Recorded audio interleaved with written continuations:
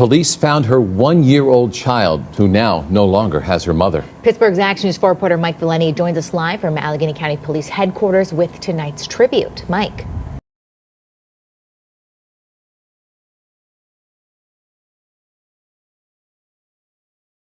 "20-year-old Ramiah Griffin was found shot to death in her apartment. Her 1-year-old daughter was just a few steps away, unharmed. No sign of forced entry. No public history of threats. The killer knew her and her routine. In the days that followed, her family gathered for her funeral. Her classmates wept. Her community mourned. But standing silently among them was a man they never suspected, the father of her child. He shed tears. He offered condolences. He hugged relatives. His name is Unatangwa, and according to authorities, he was the one who pulled the trigger. What kind of person kills the mother of his child and attends her funeral as if nothing happened? Why did no one notice anything suspicious? And what exactly happened in those final moments before Ramiah Griffin lost her life?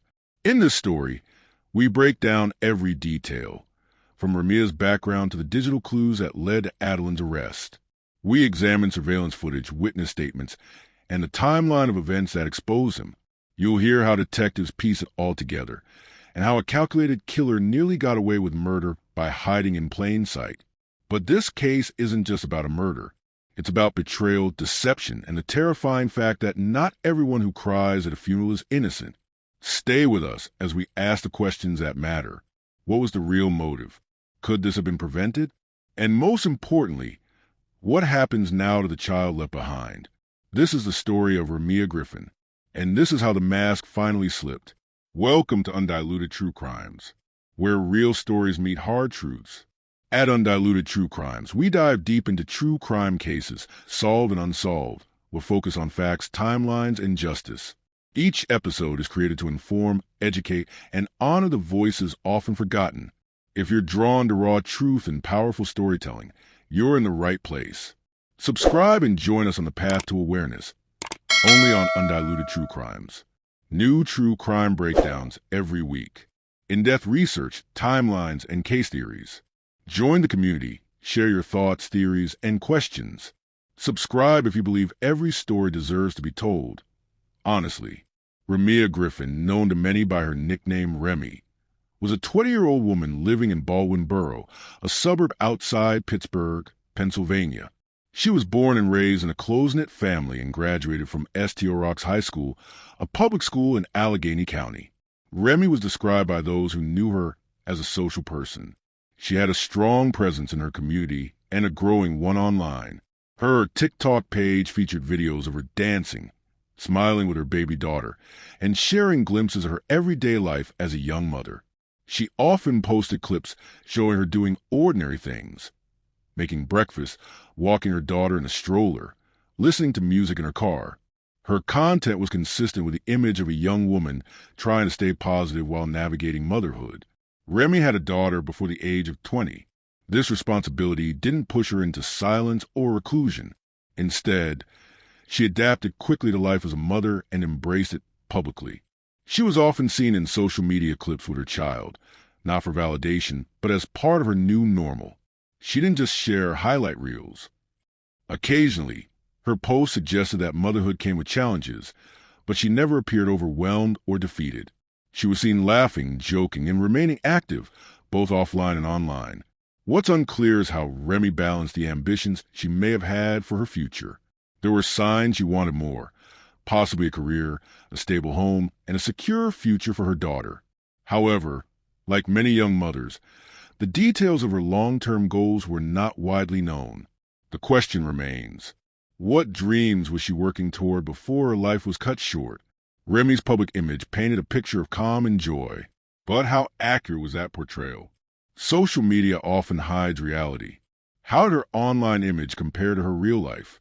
Those questions gained urgency after her death. Investigators, reporters, and viewers now seek to uncover if anything in her posts gave clues to hidden fears, or to the person eventually accused of killing her. Unatangwa was 22 years old at the time of his arrest. Public records and news reports indicate that he was originally from the Democratic Republic of Congo, but had been raised in Pennsylvania. He resided in the greater Pittsburgh area, where he reportedly met Remy. Little verified employment history is available for Adelen. No confirmed occupation or steady source of income was publicly identified during the investigation. This raises questions about how he spent his time, who he associated with, and how involved he was in Remy's and his child's life. Authorities have described Adelen as the father of Remy's child, but it's unclear whether the two were actively dating at the time of the murder or had already split and were simply co-parenting. Friends have given mixed reports. Some describe them as on and off, while others say they had separated long before the incident. One critical area of inquiry is whether there was any known history of conflict between Remy and Adelen. So far, no restraining orders, police reports, or domestic violence charges have been made public. However, lack of public records does not necessarily mean a lack of private conflict. This leads to a key question. Were there signs of tension or abuse that simply went unreported? In the aftermath of the crime, Remy's family began speaking out, not only about their grief, but also about their growing suspicions. Her sister Mariah revealed in interviews that she never fully trusted Adelen. She stated that he was quiet, reserved, and kept to himself, especially at the funeral. Friends of Remy have been less vocal in media interviews, but social media threads indicate that some in her circle were uncomfortable with the relationship. Whether that discomfort was based on behavior, emotional patterns, or something else remains unknown. Another pressing question. Did Remy ever complain about it to anyone? There are no public records of such complaints. But informal conversations, ones that may have taken place in private group chats or behind closed doors, could hold key information about the nature of their relationship. Given the brutality of the crime, multiple gunshot wounds, with the child left unharmed nearby, the theory of a personal, targeted killing is strong. Investigators believe this was not random. If that is true, motive becomes essential. What would drive a man to murder the mother of his child? If jealousy, rage, or control played a role, the signs may have existed long before the fatal incident. But those signs might have been subtle, the kind of behavior victims often dismiss, excuse, or endure in silence. There's also the matter of custody. Were there disputes over parenting? Did Adelen want access to the child? Was there conflict over money, housing, or visitation? Police have not publicly commented on any of these potential motives. What is clear is that Adelen Atanwa attended the funeral after crime. His behavior that day, calm, quiet, emotionally controlled, suggests a man attempting to mask something.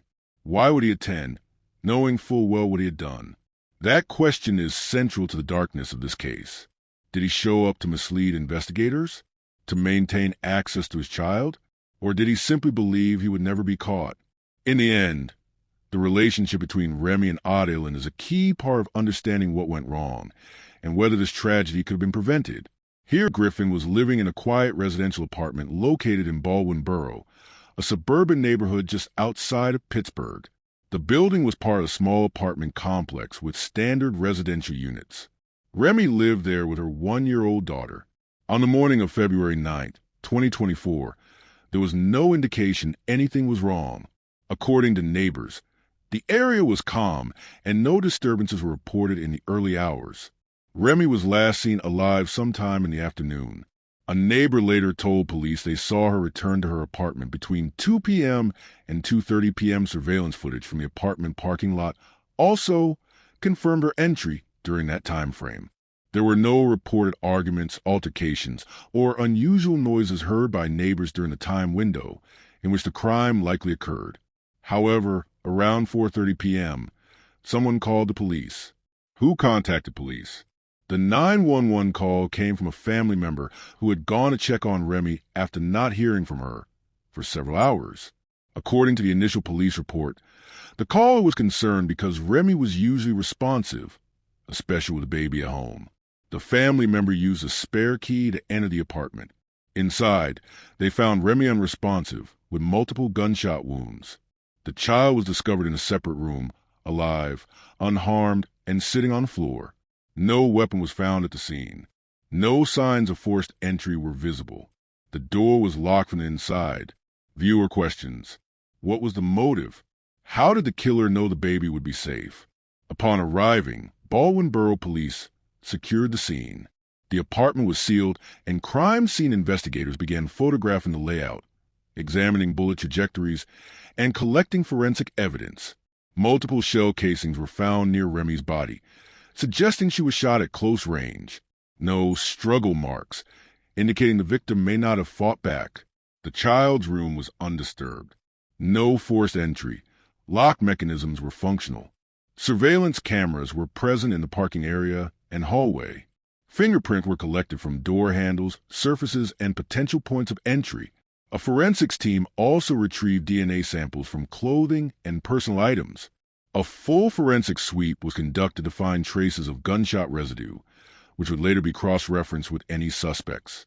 Investigators reconstructed the events using surveillance footage, digital data, and witness testimony.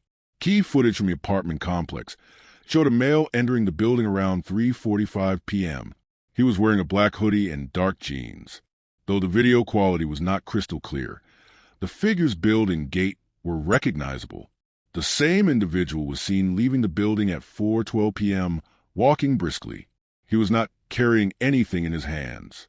Phone records obtained via warrant later showed a phone registered to Adil Atangwa, the father of Remy's child, pinged to a cell tower near the apartment between 3:30 p.m. and 4:15 p.m. This data placed him in the area at the same time the murder occurred.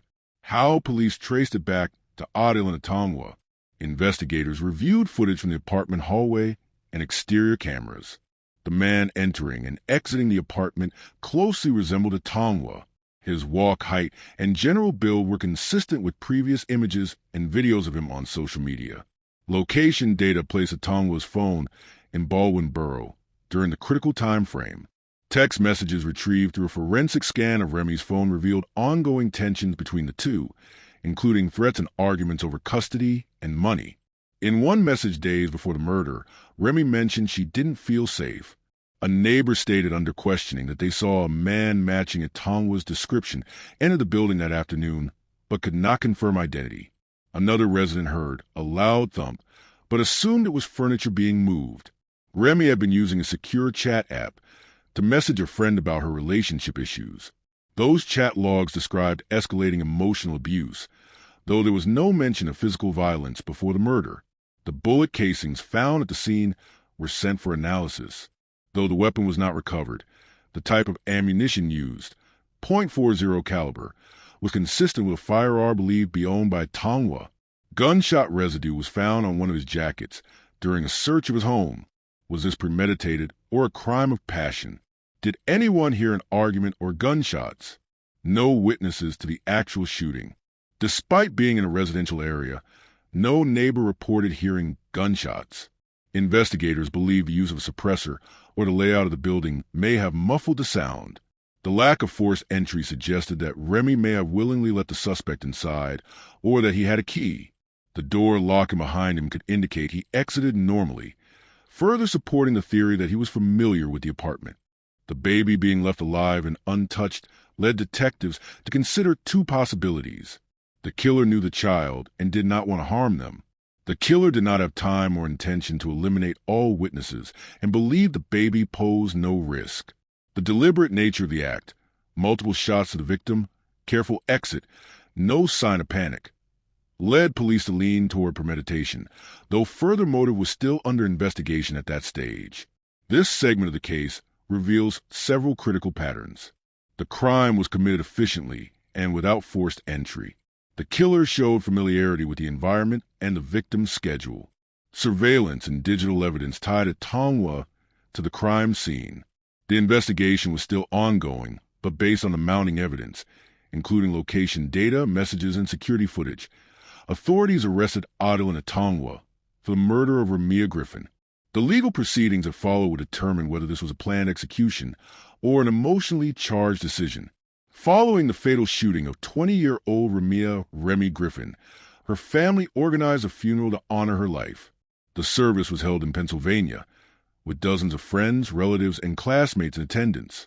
Images from the event showed a crowded room filled with young mourners in black clothing. Some wore pins with her photo, others held flowers. The atmosphere was quiet, but tense. Among those in the room was a man named Adil Atangwa, the father of Ramiah's 1-year-old daughter. He sat in the back of the church, mostly silent. He did not deliver a eulogy. He did not volunteer to speak. He did not break down in tears. But he was there, physically present, observing the entire funeral from a distance. According to multiple family members, no one suspected him at the time. To those around him, he appeared calm, respectful, and somber. He hugged family members. He nodded as people shared stories. He stood when others stood. He wept quietly with mourners. But later, police would accuse him of being the man who killed her. This moment would become one of the most disturbing facts in the entire case, that the man allegedly responsible for her death attended her funeral, pretended to grieve, and comforted those suffering from the very loss he caused. When the arrest was made public, Ramiah's family was stunned. Her sister later admitted that he seemed unusually quiet at the funeral, but not suspicious. Was this behavior part cover-up? Was Adilin trying to mislead the police by blending in with mourners? Or was he trying to see the reaction of the people closest to Ramiah? Law enforcement later suggested that his presence at the funeral was not accidental. It may have been part of a deliberate attempt to appear uninvolved. Blending in with the grieving family would deflect suspicion and distance himself from the crime, at least temporarily. What many did not realize at the time was that surveillance footage and witness testimony had already begun pointing to him as a primary suspect. While he sat quietly at the funeral, detectives were already working behind the scenes, reviewing digital records and piecing together the final hours before Remy was found dead in her home. This made his appearance at the funeral even more chilling. He was not just a mourner. He was, according to police, the murderer among them. When news of Adil and Atongwa's arrest broke publicly, the community's reaction was immediate. Social media platforms, especially TikTok and Facebook, where Ramiah was active, were filled with tributes, shock, and calls for justice. On TikTok, videos using her name as a hashtag began trending in Pennsylvania. Creators shared her previous videos, often showing her play with her daughter or lip-syncing to popular songs. These posts were flooded with comments such as, "Justice for Remy," and "How did no one see this coming?" While the digital platforms didn't directly solve the crime, they helped spread public awareness quickly. Within hours of the announcement, screenshots of the police press release, mugshots, and local news segments went viral. This public exposure brought pressure to law enforcement to provide details and accelerated discussions about domestic violence, trust, and overlooked red flags in relationships. Multiple classmates and community members came forward online. Some described Adilin as quiet and withdrawn. Others noted that he rarely posted on social media and was often in the background of Ramiah's life. One individual claimed to have seen Ramiah with bruises before, though no formal police report confirmed this claim. Online investigators, known as internet sleuths, began digging into Adilin's digital footprint. His social media profiles were quickly analyzed. Users found old posts with vague captions, deleted comments, and photos showing him with Ramiah and their daughter. Speculation grew over what he was hiding. Facebook groups dedicated to local crime stories debated theories, motives, and timelines. Some accused the system of failing to protect Ramiah. Others questioned how someone so close to her could have allegedly done this without raising suspicion beforehand. Meanwhile, mainstream media outlets began covering the case. Local stations featured interviews with family members.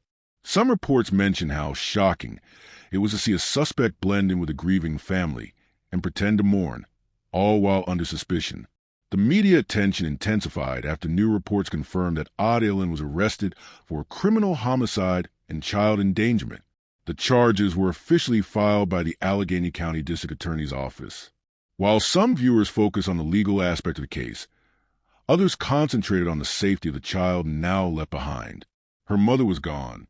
Her father was behind bars. Questions rose about custody, therapy, and long-term care. The situation also highlighted a broader issue: how intimate partner violence can escalate without clear warning signs. Experts cited the need for stronger intervention tools, education about toxic relationship patterns, and better support systems for young mothers. But as the community processed these events, one fact continued to haunt the public conversation: that the man arrested for the murder was sitting quietly at a funeral, listening to the cries of the very people he had allegedly deceived. In either case, His presence at the funeral added a new layer to the tragedy, one that turned grief into horror and raised further questions about trust, danger, and human behavior. The case is now in the hands of the court. Adil and Atongwa awaits legal proceedings, and the family of Ramiah Griffin continues to seek answers, not just for justice, but for understanding how something like this could happen so close to home. On February 12, 2024, just 3 days after Remy Griffin was found shot multiple times in her Baldwin Borough apartment, 22-year-old Adil Atongwa was arrested and charged with her murder. The arrest was executed by Allegheny County Police after they gathered digital surveillance footage, conducted interviews with witnesses, and examined phone and location data. According to reports, Atongwa was taken into custody without incident. The arrest took place at a residence linked to him, not far from the crime scene. Criminal homicide. This charge applies when a person is accused of intentionally, knowingly, or recklessly causing the death of another human being, endangering the welfare of a child. This additional charge stems from the fact that their 1-year-old daughter was present in the apartment during the shooting. The child was left alone for hours before being discovered.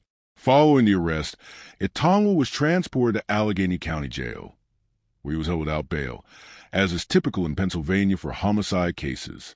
The court determined that he posed a flight risk and a danger to the public. As of current reports, authorities have not publicly released any detailed statements made by Atongwa during the interrogation.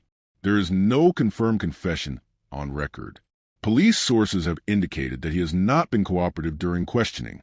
His responses, if any, remain confidential due to the ongoing nature of the case.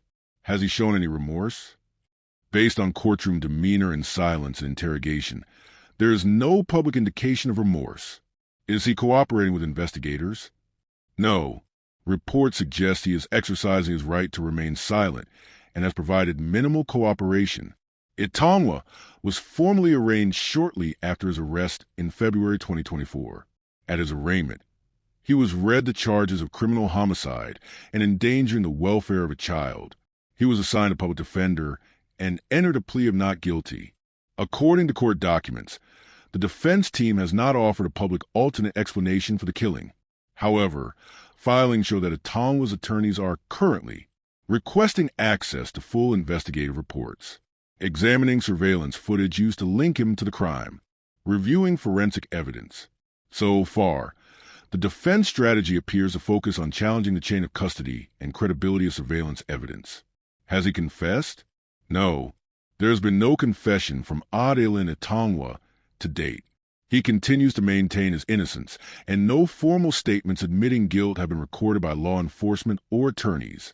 The district attorney's office has stated that the case is being pursued with full intent to secure a conviction for premeditated homicide. Prosecutors have emphasized the following facts. No signs of forced entry. Surveillance footage placing him near the apartment before and after the murder. The child was left alone and unharmed, indicating familiarity and targeted action. Prosecutors are seeking life imprisonment without parole if convicted. As of now, no plea deals have been offered or accepted. The DA's office has not expressed interest in reducing charges.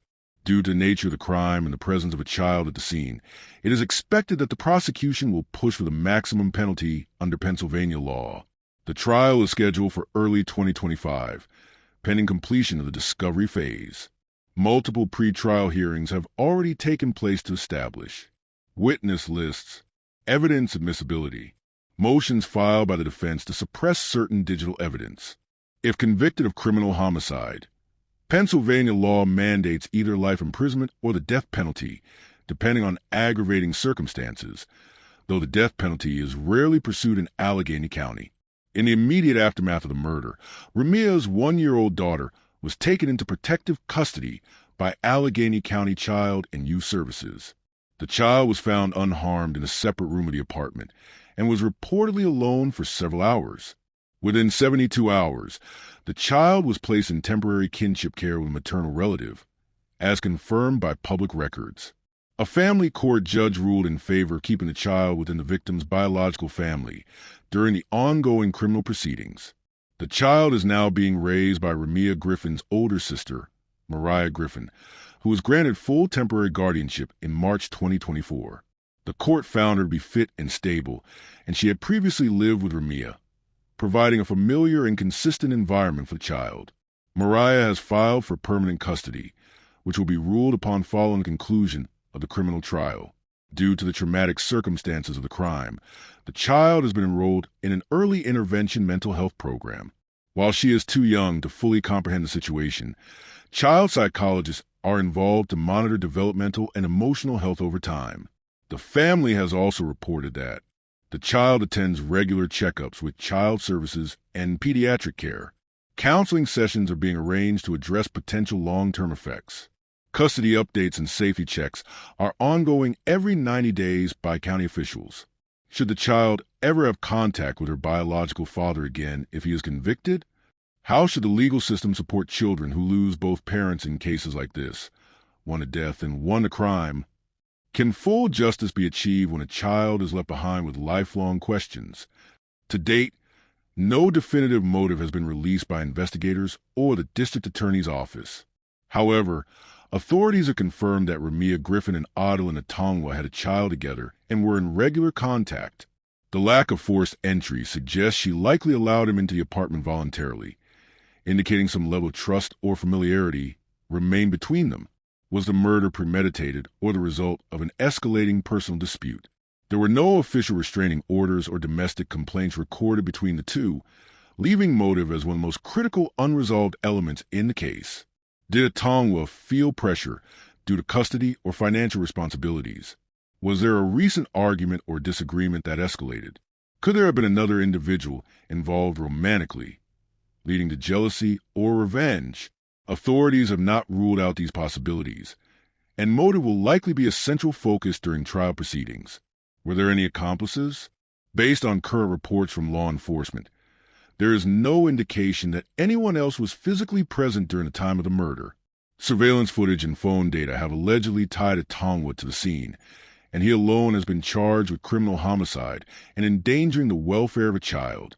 However, given his behavior following the murder, particularly attending the funeral and interacting with the family, investigators may continue to examine whether anyone helped him conceal his actions or hinder the investigation, intentionally or unintentionally. Did anyone know he was going to visit Ramiah that day?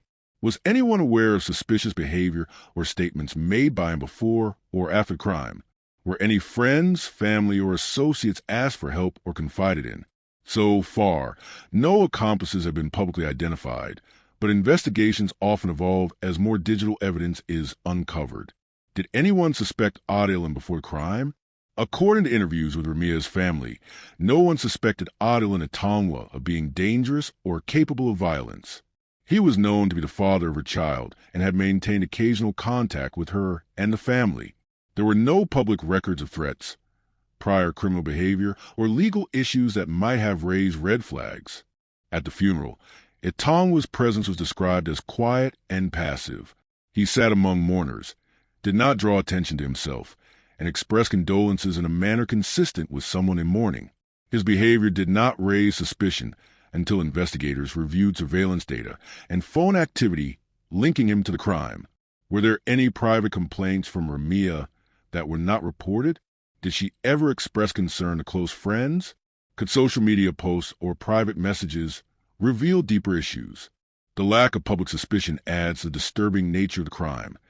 It reinforces how someone can blend in while hiding a deadly secret. How could this tragedy have been prevented?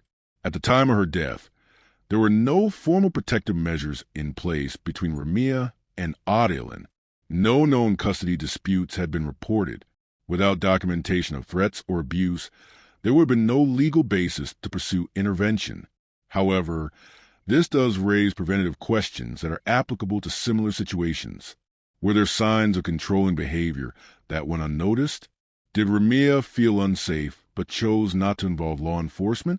Was there enough community support or awareness around potential warning signs? In many cases, a lack of prior reports or official documentation does not mean a relationship was safe.